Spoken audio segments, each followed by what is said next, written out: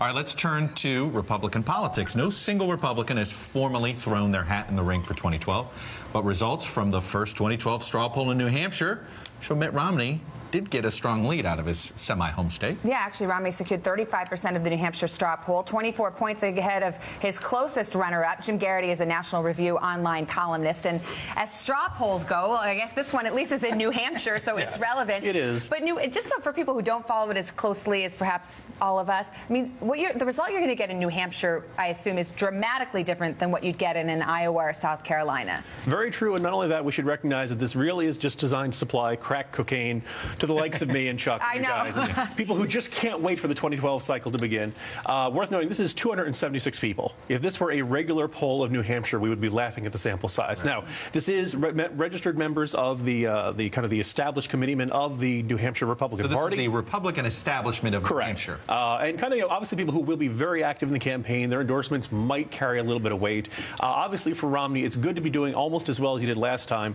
But even Romney supporters are not getting too excited about this too early. The biggest news out of what happened over the weekend in New Hampshire, though, was that the Sununu's, who, particularly John Sununu Sr., who was stepping down as state Republican Party chair, he could not basically name his successor. The Tea Party beat his chosen one. Correct. I think in every single primary, at every level, and in state leadership positions, you're going to see everything break down to, I am the Tea Party candidate and my opponent is the establishment.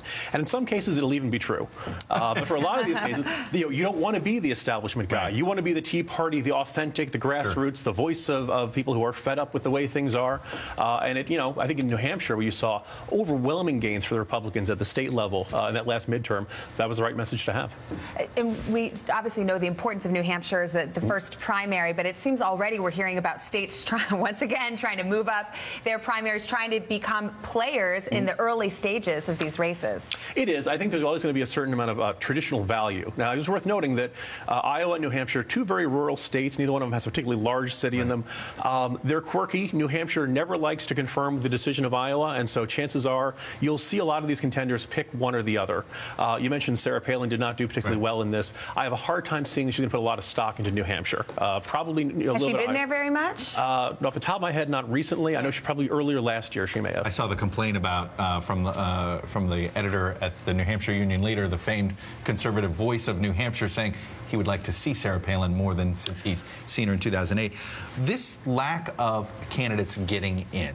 I was talking to folks close to Obama's presidential campaign, which, oh, by the way, is up and running, and they can't believe none of these guys are getting in other than Romney. They get why Romney's waiting. They don't understand why the rest are waiting. Well, it's worth noting that 4 years ago at this point, everybody had at least dipped their toes in the water and formed their exploratory committee. Had formal committees. Yes. Whether or not they've officially announced I'm running as opposed to I'm exploring running, the distinction is sometimes a little bit fine.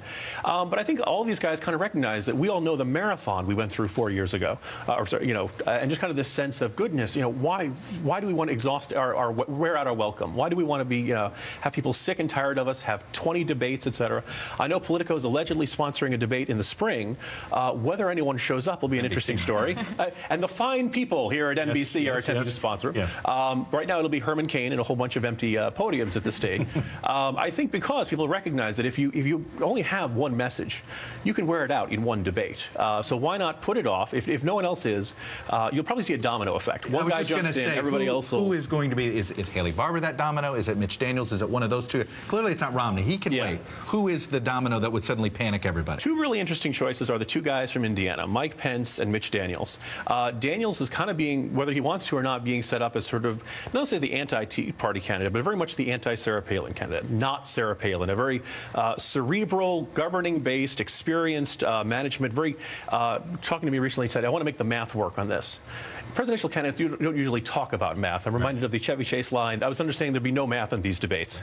Not a traditional message for a fired-up, Republican base.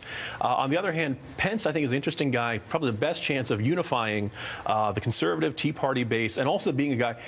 Is he a conservative down-the-line guy? Yes. Can he work a room? And can he, at the NRA convention? attention. He blew the doors off the place.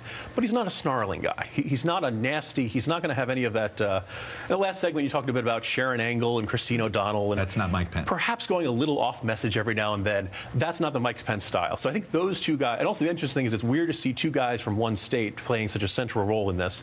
So I think those are probably the two guys I'm watching the most in the coming months. All right, Jim Geraghty, National Review online columnist. I know we'll be checking in with you Absolutely. a lot, so thanks for being with us. Looking forward to it. Coming in. All right, coming up.